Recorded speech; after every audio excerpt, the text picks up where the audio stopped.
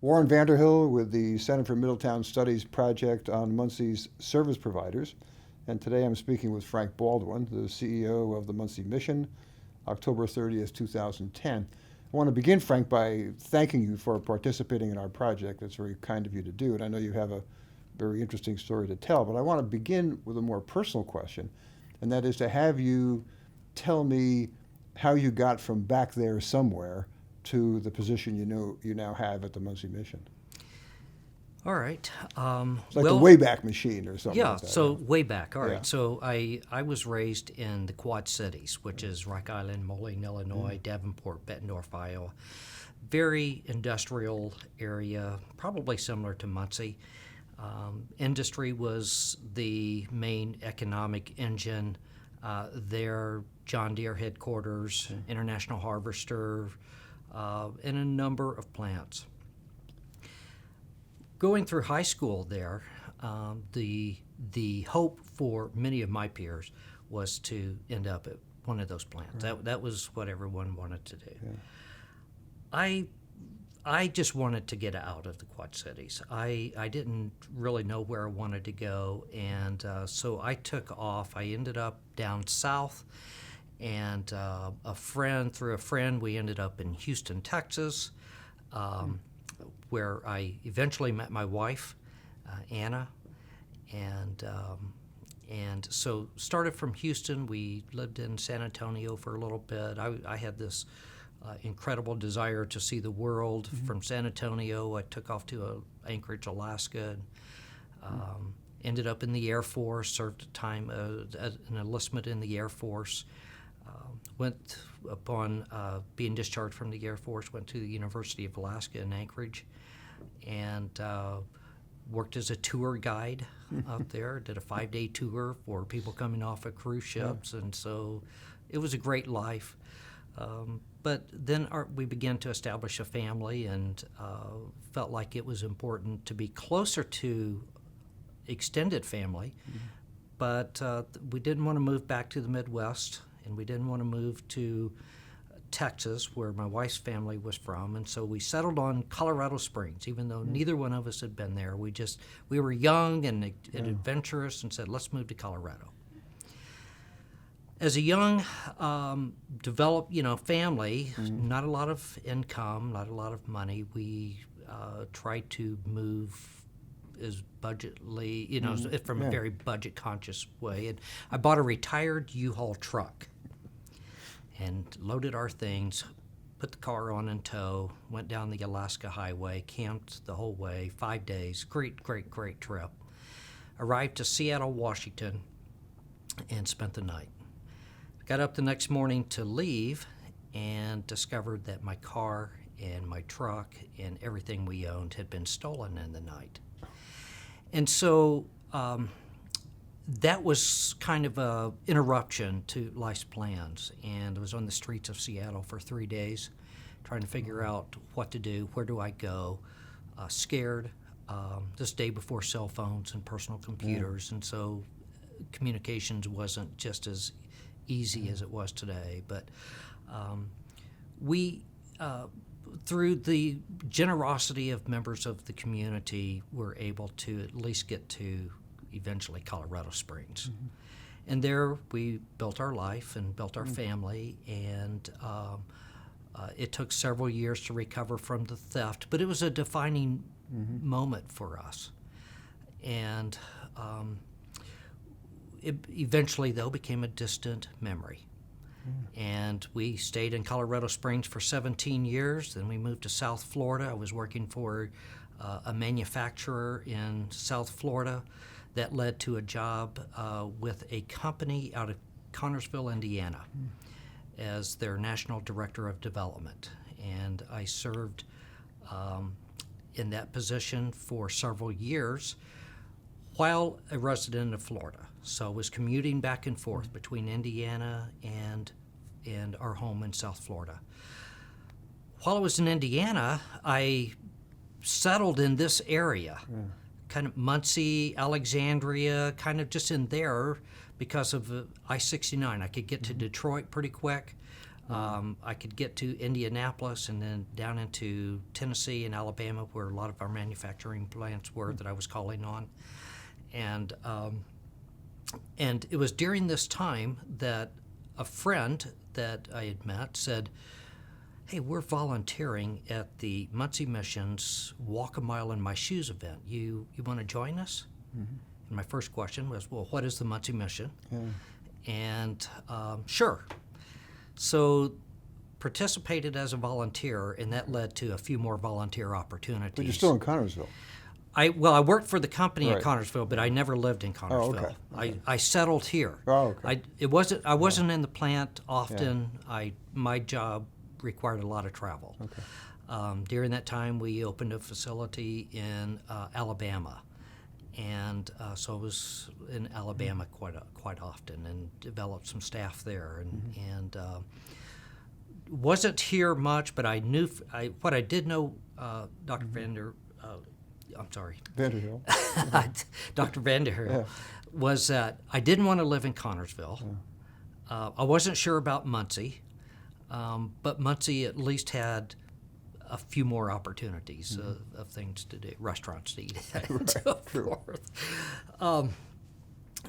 So the volunteered, began to have an interest in the Muncie Mission, primarily because when I worked here and as I encountered the men that I served, it brought me back to those few days that I was on the streets of Seattle, Washington. And I was needing a hand up. I was not looking for a handout. Right. I did not want to accept, a lot of assistance. Maybe it was my pride. I don't know, but I did need a hand up, and I saw this volunteer service as an opportunity to give back.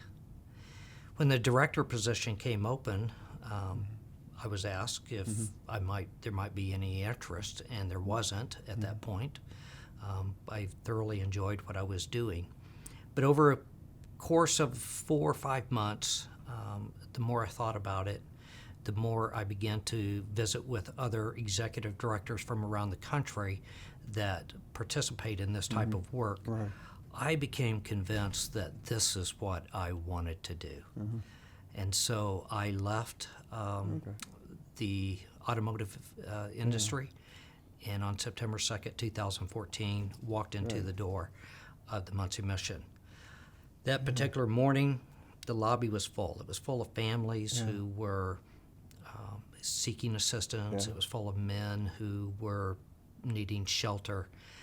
And as I walked into the lobby and encountered them that morning and looked into their eyes and the faces of those individuals, I realized I recognized that look, and that me being here was more than just a decision. It was a calling. Yeah. Did you actually get assistance when this horrible thing happened to you in Seattle from mission-connected people? Not necessarily mission-connected. I wasn't sure where to turn to. So I did call a few churches. Okay. Some of the churches weren't interested in, talking or helping me. I'm sure they hear many stories similar to this. But one particular church did, and the pastor came and picked me up off the street, and he had an office in a barn on their property, and let me stay in that office for a few days until I could get out of town. Yeah. I hate to say this, but I can't resist. It gives a whole new meaning to the phrase "sleepless in Seattle." I mean, it really does. Yeah, because the way you now tie that back into your story of how all of this began, I mean, it's a pretty amazing experience. My life has not always been planned out in front of me. My career path is rather curvy. Yeah. But when I look in the rearview mirror, there's a pretty clear path. I mean, having spent some time in Colorado, I did my graduate work there in Denver, and I think of what Colorado Springs was like when you were there and how drastically different it is now. I mean, it's very different. I was just out in Colorado Springs last year, and when we first moved there in 1989, it was still a pretty sleepy community. Yeah. Right. And in the 17 years that we were there, it just expanded and moved east and north toward Denver. As Denver kept moving south. And Denver moving south, and now that distance between Denver and Colorado Springs is very, very short. Oh, yeah, that's right. But even since we left in 2005 in Colorado Springs, it has changed, and I could not believe the community I went back to. Yeah. They have legalized marijuana usage. Right. That's right. And Colorado Springs, when we lived there, I used to tell people it was like living in Mayberry. Yeah. It was a great community, and when I went back last year, I could not believe the amount of homelessness and panhandlers on every corner that I went to, and it was just like, this is not the town we lived in. No, and parts of downtown Denver the same way. Yeah. I want to go off in a little bit direction. So you've been here for a few years, but just to get a comment from you, you succeeded a person who, along with his wife, is kind of a legend in this community, namely Reverend Ray Raines and his wife, who were people who worked from the mission at a time I know. I mean, when I came here, it was Ray Raines. This was the connection with the Muncie mission. But the point I want to get at, in addition to that, having you reflect a little bit on his work, is a conversation that we had a few days ago in talking about setting up this interview. The point that I'm trying to make is that you represent a different kind of person coming into a leadership position in mission work, urban mission work. Right. And I guess I'm throwing out this idea that in many mission organizations like this one, the tradition was to have somebody who had a pastoral background. I say that because I'm a son of a pastor. Now, you indicated in our conversation that these groups may be going in a different direction, looking more for people like you who have the kind of background you have, which is to say they have a more business-oriented background than a pastoral background. That's correct. Missions have a very long history in our country from the mid-1800s when the first mission was founded in New York City. Right, that's right. And has spread across. And they were all started by pastors. Yeah. I imagine at that time our society was very different than it is today. Sure. And that culture would primarily look to churches or to the Salvation Army to care for those in our community that were experiencing poverty. And so pastors filled that role. As a matter of fact, the Muncie Mission on the 25th of October of this year was our 88th year. Right. It started in the basement of First Baptist Church, downtown Muncie, by Eddie Thomas, who was a minister. He was a local minister, began that church, or the mission. Right. And then Charles Reese succeeded him. Ray and Paula Raines succeeded the Reeses, and Anna and I then followed the Raines. Right. So when we were looking at missions, considering, is this something that we want to do? And I wasn't really sure. I was pretty sure I didn't want to do it. Yeah, right. And Ray said, well, why don't you go to our national conference? It's in St. Louis this year. And so I went to the conference, and there was thousands of people and missions from all around the United States, varying in size, some with $100,000 budgets to some with $40 million budgets. And as I began to talk with these executive directors, I realized, wait, a lot of these are guys like me. They're on their second career. Yeah. They've come out of the corporate world, and this is an opportunity to give back. And so I identified with that, and it resonated with me that I could bring skills, abilities, and successes that we've had in for-profit work into our community and fulfill a need and help in assisting and empowering those that are experiencing But is it poverty. fair for me to say that more people who get involved in these kinds of leadership roles now have backgrounds similar to yours than come from the pastorate? Absolutely, yeah. I just came from our CEO summit in Nashville, and for the association that we are affiliated with, Citygate Network, Oh, okay. and headquartered, ironically, in Colorado Springs. Oh. Many or corporate CEOs that are now in a second career as working for a mission.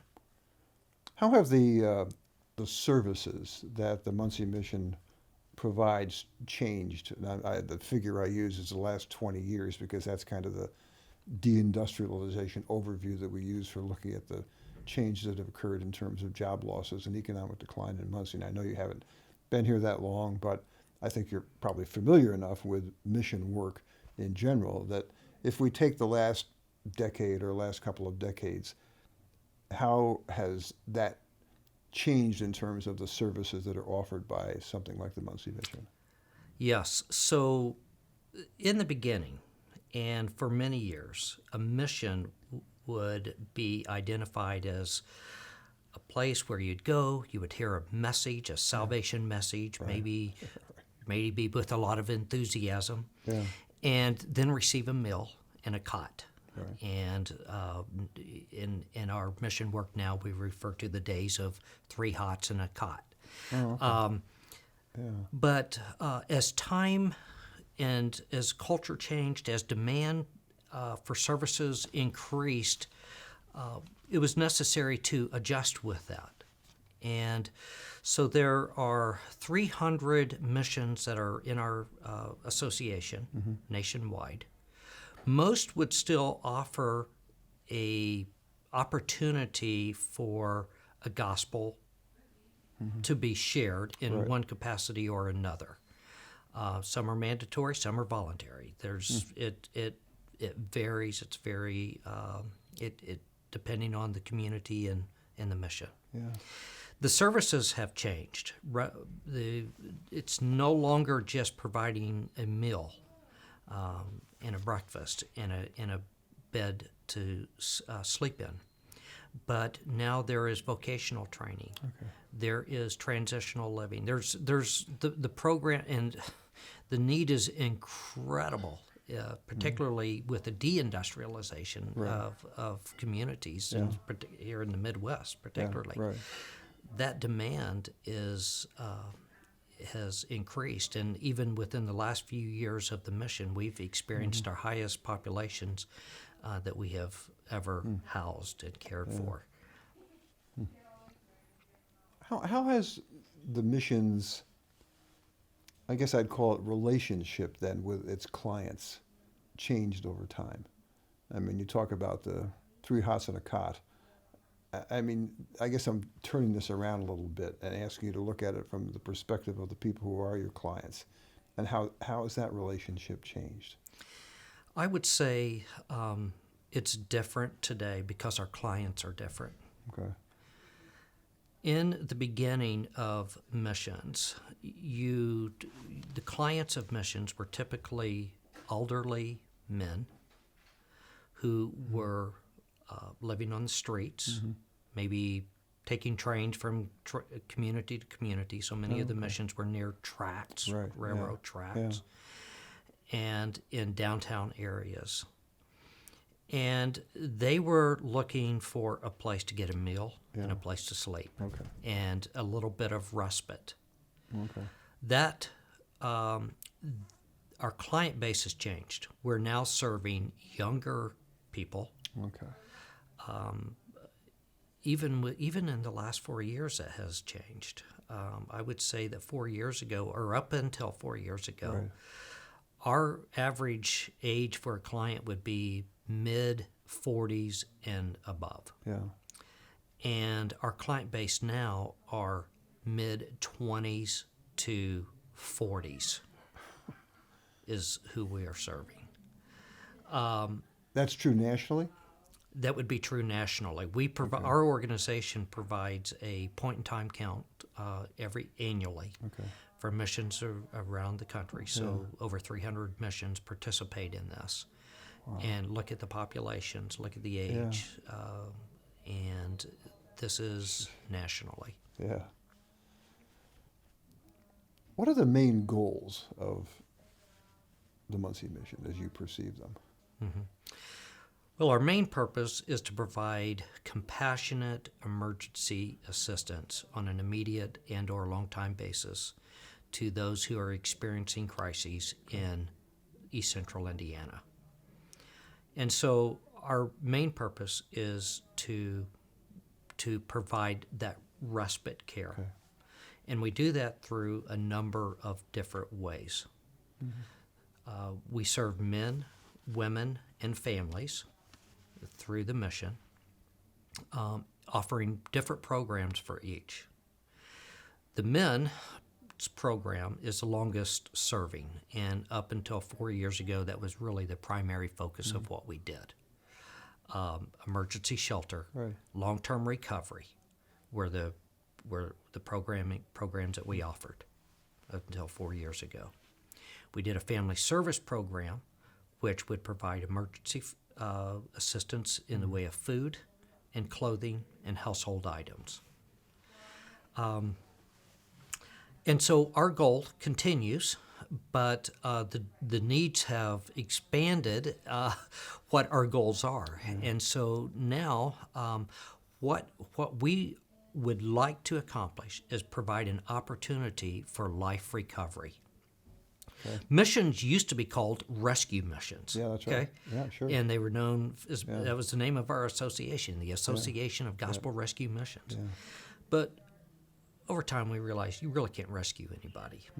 You know, you can't make a person change. Right. Yeah. All we can do is provide opportunities for that and provide tools and trainings that empower them to make the changes. And so our goal is to provide men, women, and families an opportunity for life recovery for those who are experiencing very difficult circumstances, some of their own decisions and some of just maybe bad luck or societal changes that have affected them. When did you add the female part of this? January of this year, we brought on an organization in Madison County called Beauty for Ashes. Okay. They have been in existence for 14 years, serving women and providing transitional housing, transitional living for them. It was founded by two women, and one was a high energy person that could develop the funds, and the other one was very methodical and provided the structure and really organized it into a strong, healthy organization. When one of the co-founders passed away unexpectedly, the organization then found itself saying, well, we need to hire an executive director. Up to this point, everybody had been volunteer.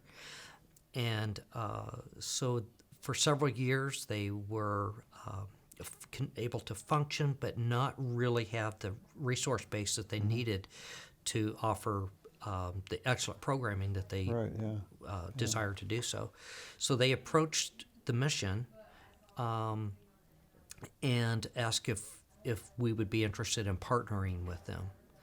That was presented to our board, and after 87 years of serving men, our board unanimously voted to partner with Beauty for Ashes. And so now we have a beautiful facility in Alexandria with that provides housing for women, single women and women with children. Okay.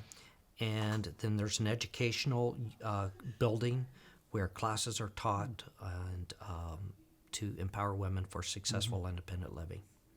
And is that the transition point that really gets you into the use of the word family? Because now you've got men, women, children, or... Well, Ray Raines had brought on a family division. Okay. And so there was emergency food and clothing and household items being provided to families of Delaware County on an emergency basis. Right. We have expanded that a bit and continue to increase that service. And we now will provide emergency utility assistance, emergency rent assistance. Oh, okay. And then have continued with our food, household items, mattress, clothing, assistance of families. So is it fair for me then to say that what you've done in the past several years, certainly, is kind of reorient the mission of the mission to the change that have occurred in Muncie? That's and correct. surrounding environment. I mean, all of a sudden you've got a population that isn't people who are 45 to 55, but now they're in their mid-20s and mid-30s. So it's a different kind of response. That's right. Okay. And for any organization like us, that we have to be in a position to do that. To be relevant to our community is to look around, assess the needs of the community, and say, then, what can we do to alleviate some of those sufferings? Yeah. How have the numbers changed, though? I mean, just take the last, you've been here 4 years. You've obviously looked at statistical material in the decade or so preceding that, but going along with my model of the last couple of decades as deindustrialization has become even more important, how the numbers in terms of the total client base that you have changed. So the mission has relocated to Liberty Street in 2008 with this facility. Yeah. Prior to that, it was located downtown on High Street in a smaller facility. Yeah. But high numbers at that location would be in the 40s, 40 to 45 individuals. Moving to this location then has increased our population numbers, where we generally are, we fluctuate between 60 and 85. Okay. 85 being the highest number that we had, which was about a year and a half ago, through the summer months for some odd reason. Housing 85. We can house up to 105 here at the mission. Yeah. So doing downtown, you were really limited. We were limited. I don't know, and I can't answer if that was because of the facility or if the demand has changed. So in 2008, we relocated here, and there's been some changes in Muncie beginning at that time. And so the demand for services have increased. Well, I want to make sure I get this point in because, again, we've talked about it in a previous conversation, and that is one of the significant things that you've embarked upon is, I guess, what we could put under the heading of transitional housing. And I think a lot of people aren't aware that that has become an important part of the mission, but more uppercase M mission, more important, what you have found, you and people who work in responsibilities like yours nationally, that if you just have point A to point B, you're really going to have some difficulty in terms of people, once they get out into B, staying with B, and they relapse. And the transitional housing then becomes a very important feature of what a lot of missions are doing nationally to try to take care of that problem. So we were offering emergency shelter in a long-term addiction recovery program. And seeing guys go through that program where they maintain their sobriety for over a year. Now they're often, by their own testimony, would be saying, I'm doing better than any time I've ever done in my life. I'm ready for independent living. I want to get back in. I want to re-enter society. I want a job. I've got this. And so for a number of years, that's what we were seeing. Individuals, they finish the program, they get a job, they get an apartment, and then very quickly after I got here, I began to say, wait a minute, what's that guy doing back here? I thought he graduated from the program. And so I began to ask the men who were coming back in, wait a minute, what happened here? You were doing so good. What, what happened? And I began to hear a very similar story. Doing better than any time I've ever done. I go out, I get a job, have my own apartment, then a crisis hits. The car breaks down, or there's a medical emergency, and all my money went to address that emergency, and I couldn't pay the utilities. And the next month I kept getting behind on my utilities, and it just began to snowball.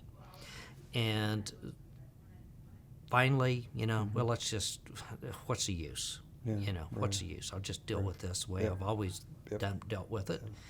And end up, they go through the thing. They lose their job, they lose their apartment, they end up back on the street for a while, and then when they're tired of that, come back to the mission. So I began to think, well, we want positive outcomes here. We don't want to just graduate numbers. We want long-term positive change. And started looking around the mission and began to see a lot of homes that were vacant, windows broken, homeless people living in these homes, drug use is going on, and thought, the Muncie Mission is a place where everyone and everything receives a second chance. What about our neighborhood? Yeah. Could our neighborhood receive a second chance, and could our residents benefit from that? And so we purchased several lots, 5 lots next door to us. It had an old stamping plant, a little factory there that had become a hangout for drug use. We purchased that. We demolished that building. It was not repairable. We would have hoped to repair it, but it wasn't. Demolished that. And then begin to purchase other homes across the street from the mission with the idea that let's renovate these homes, and then for graduates of our program that are employed and are making, have gone through the very difficult work that's required for recovery, provide them housing at a very nominal rate, offer classes for them on financial management and home repair, began to identify, how to make minor repairs in their home, and provide them with the supportive services of the mission. So if they need support, we're here in that reentry process. And that's been 2 years now.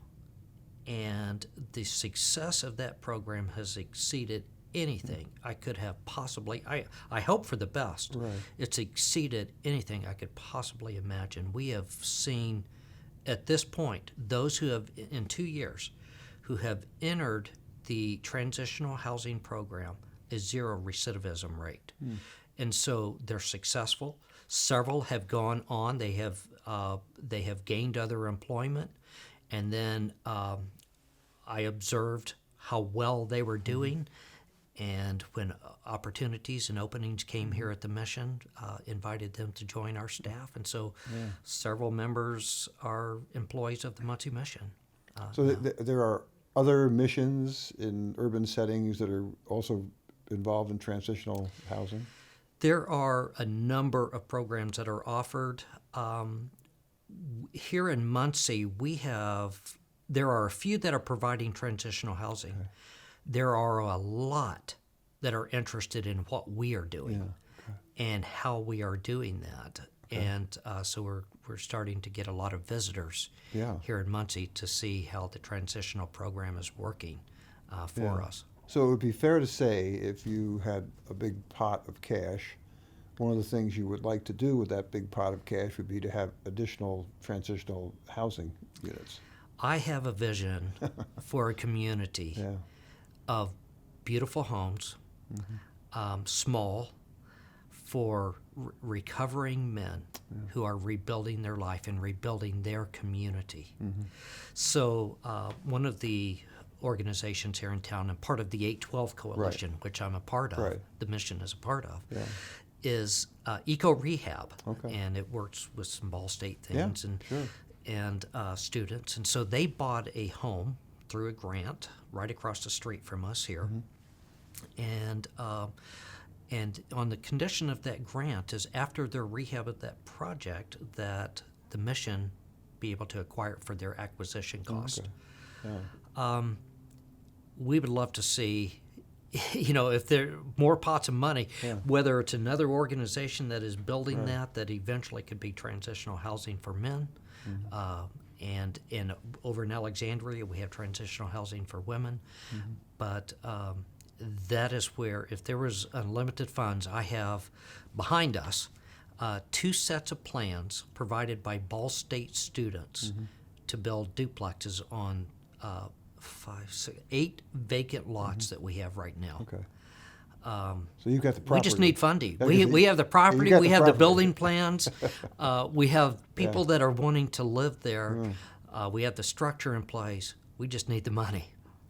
Yeah, I mean, I can, going back to your national conventions, I mean, I can see you in an academic way of me looking at this. You go to your national convention, you're the person giving the paper on the success of transitional housing in America's Middletown, or something like that. So, I mean, this is a real story of success. Right. Right here, it's starting here in yeah. Muncie. There are other missions that have done incredible, Right. innovative programs. One guy that I admire a lot, a good friend of mine, runs a mission over in Toledo called the Cherry Street Mission. Yeah. And he ended up purchasing a 400,000 square foot building, went out, and I think it's six maybe vocational schools that have moved into that building. And there are a number of vocational programs now that are offered not only to the residents of the mission, but to the community that this mission is within. And so, you know, ideas are unlimited, I guess. and the need is great here, especially in Muncie. Yeah. What do you think has changed in the last decades as far as the way the society, the larger society, has changed, but focusing specifically on Muncie, that has led to the increase in the population that you serve? I mean, what's different now than it might have been, say, a couple of decades ago? And you come at it from an interesting perspective because you work in the automotive industry, and that's the one that simply in the middle western part of the United States, and certainly in Muncie, it's just gone. And as you well know, we well know, it's not coming back. Yeah. So I've had the opportunity to draw from experiences living in different geographical areas of the United States. From growing up in the Midwest, in a very industrial town where everyone's hope was to get on to one of the factories and receive good benefits and live a good, or at least a modest life. To moving to Alaska, where people were fiercely independent. Oh, the last frontier. The last frontier. Yeah, that's right. I remember driving into a parking lot of an organization soon after I moved there and looked around, and for some reason, I don't know why it caught my attention, were the license plates of the cars. And I could not find a car with a current license plate. You know, the people were just fiercely independent. They you know, solar energy. They didn't want any to be traced in any way. To living in South Florida with a large immigrant population that saw opportunity in this country and were entrepreneurial, and it was so interesting and fascinating to watch immigrants move in and begin to work for basic, like landscaping services, and they would work hard all day long and then buy an old pickup truck with a lawnmower and after work go out and mow their own lawns and eventually build big companies and have big equipment and large crews. So so in this part of the country, I think the perspective that I see missing are those who seek opportunity. It could be that I'm in the middle of serving a population that is in desperate need. So I want to be careful how you know, the lens that I'm viewing through and make sure that I could see things clearly. But I see able-bodied men, many who are broken due to addiction. But if that could be addressed, these are capable, intelligent people that could make a difference in our community. But it seems like that a large part of our population is still waiting or is wanting someone to come in and just, and not just offer a hand up, but a hand out. Yeah, the term is wave a magic wand. Yeah. Yeah. To switch a little bit, but it's a question that's important, I think, to all of these organizations, service providers that were studying in this project. What problems have you had in finding staff or expertise for your organization? I mean, have you had any problems with staffing and finding expertise? The staffing, the only problems that we've had with staffing are funding problems. Okay. Just recently, our men's staff, we sat down and said, really, with what we are doing here, what would our staffing needs be to just take it to a whole new level? Okay. Well, we determined we were 16 and a half staff members short. Oh, so, okay. Sounds like a department at Ball State. Yeah, right. yeah. So those would be the big challenges. Mm-hmm. Finding staff is not as difficult as I thought. I thought that that it might be a little more challenging, but it seems like that there are people that are drawn to this, and they bring their skills and their education and their experiences with them, and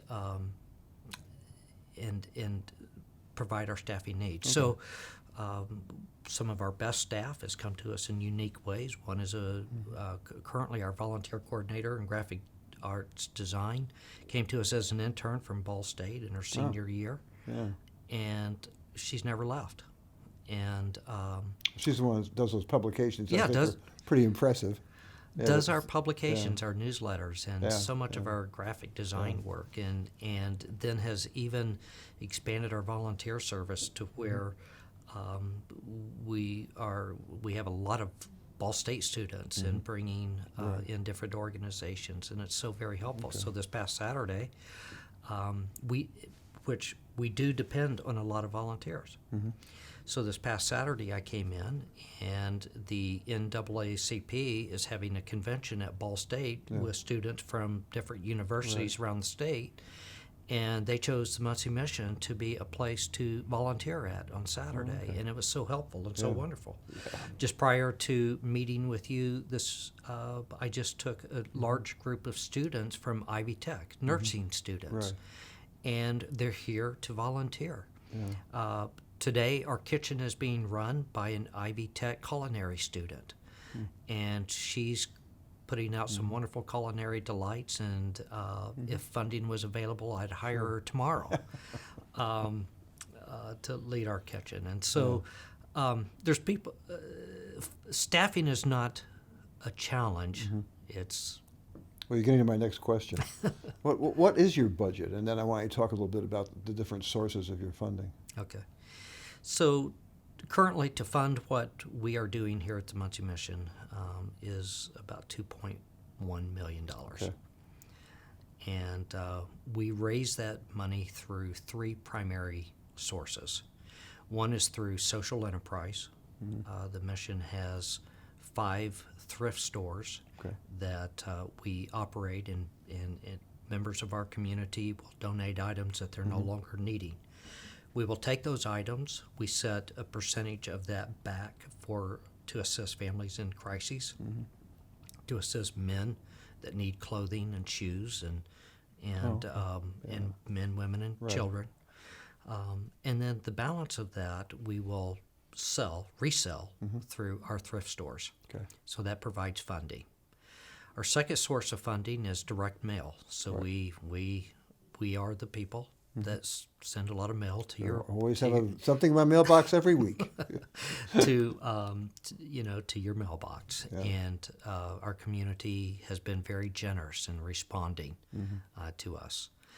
And I believe there's something inherent about Muncie that I love that's different than other communities that I've lived in, and that is the generosity. This is a very generous community, and not only with financial resources, but in any other way. I mean, I have never seen, well, first, I've never lived in a community where so many people had gardens. Right. Okay. So at harvest time, we get a lot of fresh vegetables and wonderful delights that are grown lovingly in people's homes and gardens. And I'm always just impressed by the generosity of our community that way. But then the third way that we're funded is through our community fundraising events. Right. So like the annual Walk a Mile in My Shoes event and our annual golf tournament. Okay. Well, I think about that because years and years ago, when our children were quite little, now in their early 50s, it became a family tradition to go find the biggest turkey we could find at any store in Muncie, buy it, and bring it out here. I mean, that sounds kind of silly, but it was a big thing to have kids, mom, dad, let's go out and buy that huge turkey, 25, 30 pounds, whatever, and we're going to take it out to the mission.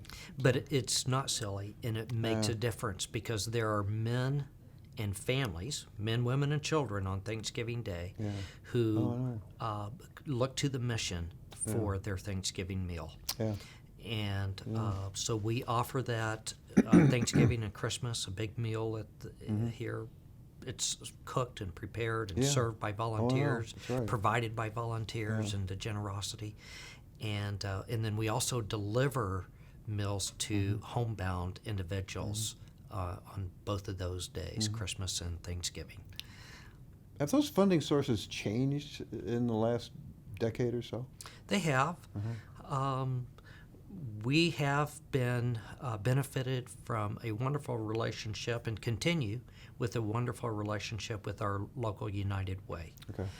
And but United Ways, as industry began to adjust here, their funding source they had to adjust. That's a big union story that I've explored in other studies, but that's really important. It used to be one of their a very important and primary source of funding for the mission. Yeah. Payroll deduction for the union guys. Yeah, that's right. Right. And but that's changed, and that funding is no longer available to us.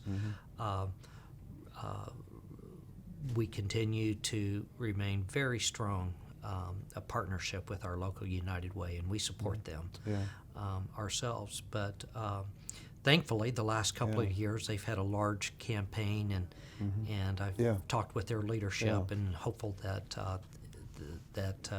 the mission could benefit in some way in the future.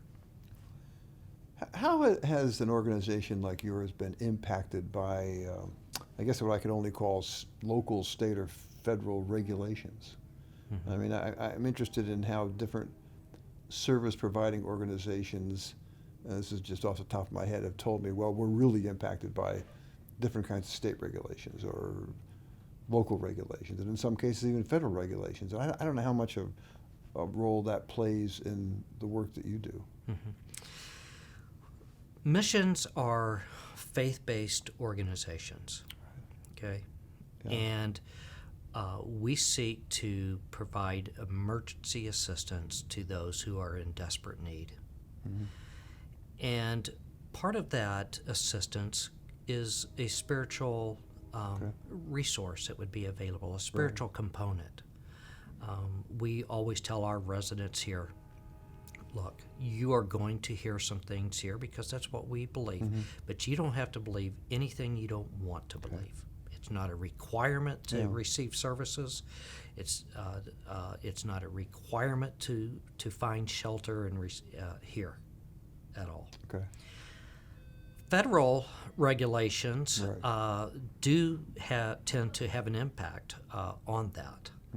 And for that reason, we have chosen not to receive federal funding because the services that we would offer would be limited by the regulations on that funding. And primarily it has to do with the faith aspect. Right, okay. Here at the mission, we do not, we agree with what HUD is doing and trying to eliminate homelessness and want to work toward with them toward that end. But at the same time, we would like the opportunity to, if a person is requesting prayer, to pray for that person. Okay. And provide spiritual comfort during that time. Yeah. So those have had impact. Yeah. And then we have had, even locally, it was quite surprising to me in my first month here at the mission. A local provider came and said, we are asking for a 15-bed component where there is no faith requirement of the mission. Give us 15 beds where there's that requirement is not there. And it was difficult for us to understand the reasoning behind that because we feel like we're taking away a compassionate component for people who find themselves in desperate situations. And it's been kind of an unfortunate source of difficulty since that time. And we are bringing in, here within a few weeks, all of our local providers. We've invited them to the mission for a meal and to gain a better understanding of who we are and what we provide, in hopes of building a better, stronger community to respond to those who are hurting. I mean, I'm a little taken back by that. I mean, I think that anyone that would ask you for that kind of 15-bed commitment would know something about the history of what you do here.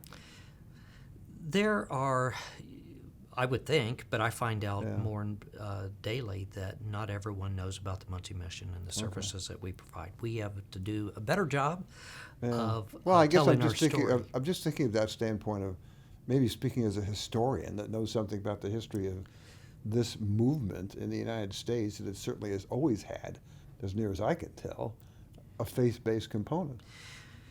When it comes down to it, when you peel all those layers away, what it comes down to is funding. Oh, okay. And so for organizations that are receiving federal funding, they would like for us to comply. It would be, in a sense, it would be, in a sense, it could be helpful to the community if we were all on the same page and we all followed the federal guidelines for ending homelessness. But we're not certain that that's the answer, because what we have found, the government's been trying to end homelessness for a long time, and the biggest impact has been the change in definitions. And so we've been approached with that. Comply with the same definitions that we use. Well, what's the definitions of homelessness? We believe it's someone who has no place to stay tonight. Okay? That's not the government definition. Well, I'm not trying to make this sound silly, because here you have 37 beds and you have to have 15 of them that don't have a faith-based commitment, but it's okay if the others do. I mean, that sounds kind of like typical bureaucratic nonsense. I mean, it just doesn't seem to. I don't know how you'd make that work, I guess is what I'm saying. We can't make it work. Yeah, that's right. Okay. Do you have any specific connections to the faith communities in Muncie? This is, of course, based on the research that we did a year or so ago and then led us to do this project. But are there specific faith communities in Muncie that have, over the years, been more committed, I guess I would say, to working with you? One of the objectives of the mission from the very founding in 1930 to today is for the local church community to see the Muncie mission as a great outreach, where if we can combine our resources, more can be done. And that has happened, more so with others. There's strong support of the Muncie mission that has come from, First Presbyterian and United High Street United Methodist, and a lot of our First Baptist downtown. So a lot of the older churches are very strong behind the mission. Some of the newer churches, it's important to them to run their own outreach programs. Okay. And so they will participate and have their own food outreach or clothing outreach. And I would like to help them understand that together, if we just combine our resources, so much more could be done for our community That's a good than point. that. But and so one of the ways that we try to connect our local church or faith-based community is on the second Tuesday of every month here at the Muncie Mission, we invite pastors for a luncheon. Okay. And this is not a luncheon where we even talk about the Muncie Mission. We don't. We're just trying to bring our faith leaders to a table to share a meal together, and then have a moment in which we pray for our community, for the healing, for the restoration of our community, both spiritually and economically, and and that has proved to be very successful. We began that in January of this year. Oh, new. And and each month we'll have 28, 30 pastors at the table. We're not going to be satisfied until everyone's at the table. So do you mass mail this to all the pastors in the area? We email them. Oh, okay. We have a distribution point now, and so we have actually put together a little newsletter, online newsletter, that reaches out to our local faith leaders and keep them informed of different events that are going on. We're encouraging them. We encourage them every month to attend the mayor's prayer breakfast, or not prayer breakfast, but prayer meeting. Right. And we're hoping to see that increase. Yeah. And, our faith community is important in Muncie. Yeah. And we're wanting to unite, I think, if you will, in the spirit of Christian service, care for those that are in need. But we also have extended, beyond the Christian faith. Right. So the Islamic Center of Muncie, we have good relationship with them. And as a matter of fact, they invited us to place a collection box for clothing and items in their parking lot. Oh. And so we've had Islamic students from Ball State who have come and volunteered as a group here at the Muncie Mission. And interestingly enough, we put together a little thank you video that showed them all working. And I continually receive comments from Iran and Afghanistan of where this video is trending. It's still being shared over there, and it's been several years. So Muncie is being seen for its compassionate services. And so, yes, our faith community is important, and we believe one of the most important functions of restoration in our community. It's an ecumenical approach with a capital E, I think. Right. It's really interesting. And you mentioned to me, again, our previous conversation, you'd had some conversations with the gentleman who's now the bishop of the LDS ward here. Right. And I think that's really important for them. Right. The new bishop, or incoming bishop, came and indicated, we would like to move beyond our walls as a church and look for volunteer opportunities and ways to serve here. And so that's very hopeful. And the only outcome is a good outcome. I couldn't Community agree more. benefits. Well, those are all the formal questions I have, but at the end of all of my interviews, I always give the person I'm speaking with an opportunity to add anything that you might like to add at this point. So we started with your background and what got you to this, so I'll give you a chance if you wish to take it, to have any final reflections on the wonderful work that you're doing here. Well, My career has been dotted with wonderful experiences, but there is none, hands down, that is more rewarding than this phase of my life. What I am doing every morning when I walk into the doors, and really as executive director, it's a 24-hour job. You know, you never, Sure. it's never off your mind. But it's always rewarding because the efforts, your work, your productivity is geared toward benefiting individuals. And now as we are beginning to look and focus more as a community as a whole, not just what takes place inside these walls, but what takes place in the several blocks surrounding the Muncie mission. And it just makes life very worthwhile and rewarding. I also appreciate the opportunity of working with other local nonprofits, Open Door, Habitat for Humanity, and I'm going to get in trouble if I start naming them all. Boys and Girls Club, Ross Community Center, and so many that we work closely with. The 812 Coalition was, when it was still an idea, I was approached by Lindsay Arthur and Ray Montagano from Habitat and the Veteran Foundation, and said, this is something that we're thinking of doing in Muncie and kind of targeting this area, and is it something that you would be interested in? And it was absolutely. I mean, there wasn't even a second thought. It was like, you know, we're working hard as a single organization to affect change.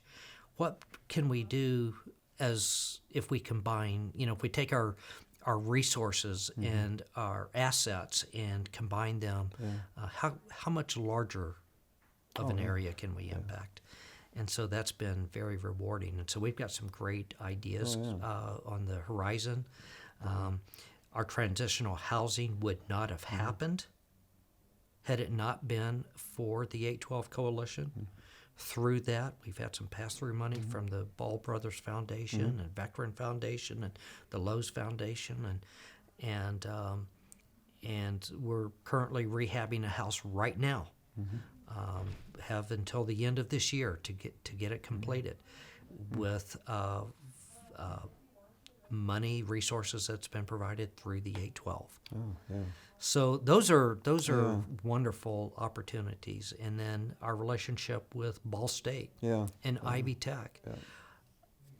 There are missions and communities across this country that would be very desirous to have the kind of relationship that we have with Ball State and Ivy Tech and the community of the Office of Community Engagement has been so helpful, and the student volunteer services. And right now, my son-in-law and my daughter are in the process of planting a church in downtown Indianapolis. We're a much larger organization, and so we attend there from time to time. It's very diverse in so many ways, ethnic, economic, and age-wise. Kind of an urban light. Yeah, it's a wonderful community.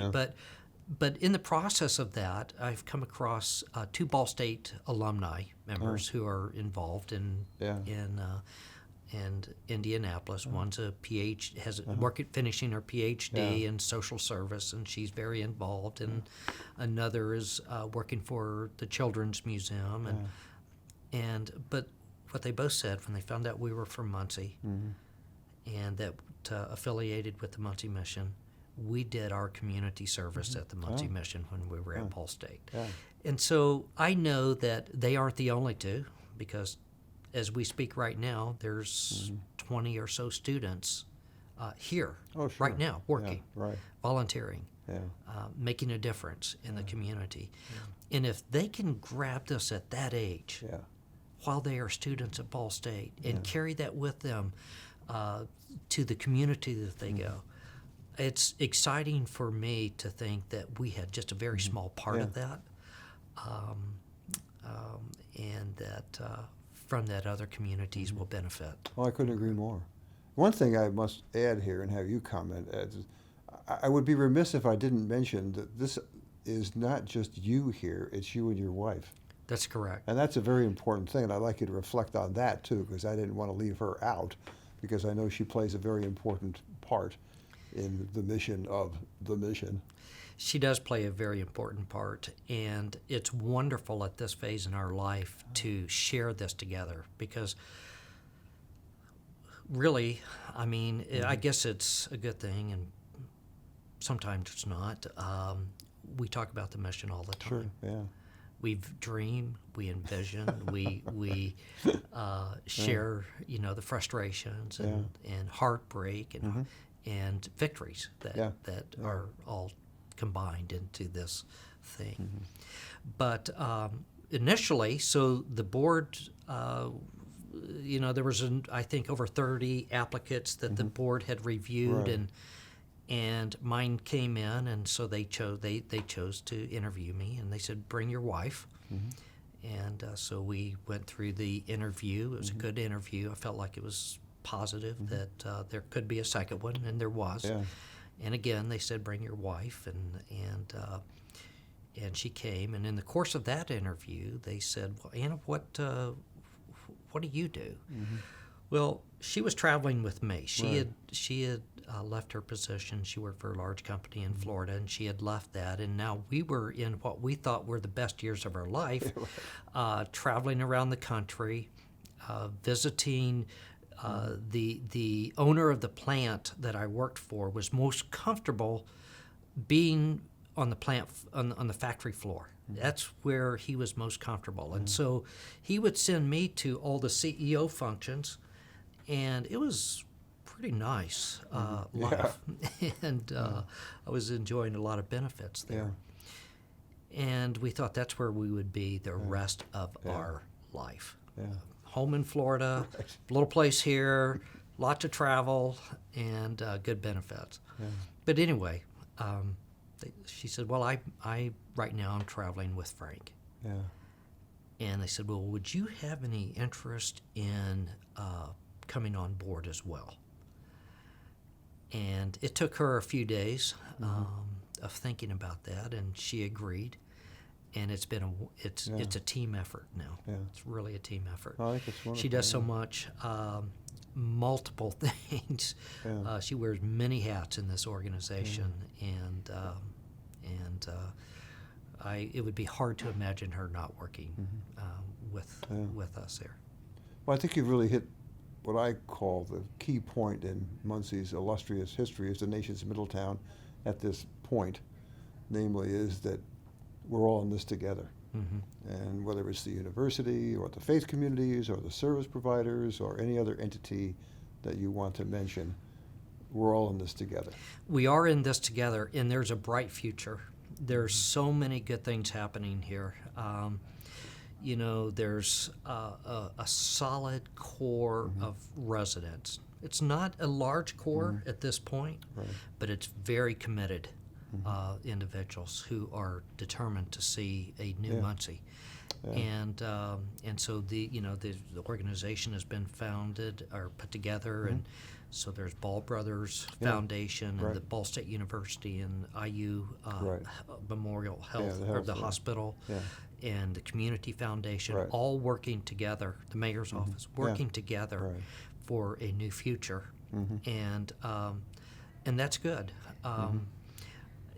One of the interesting things that I saw with the work that I was previously doing was in opening another plant. That was a responsibility that I had been given, and so most of automotive manufacturing is moving south, and so Tennessee and Alabama are very aggressive in recruiting that type of those type of organizations, businesses.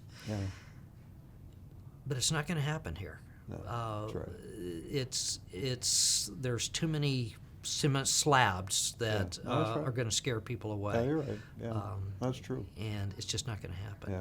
We need a new future, and Yeah. it's happening. Yeah. It's happening right now. One can only hope. Yes. Thank you very much. I appreciate your time and, of course, the story of the Muncie mission, and I'm sure with its wonderful future. Thank Thanks. you. Thank you.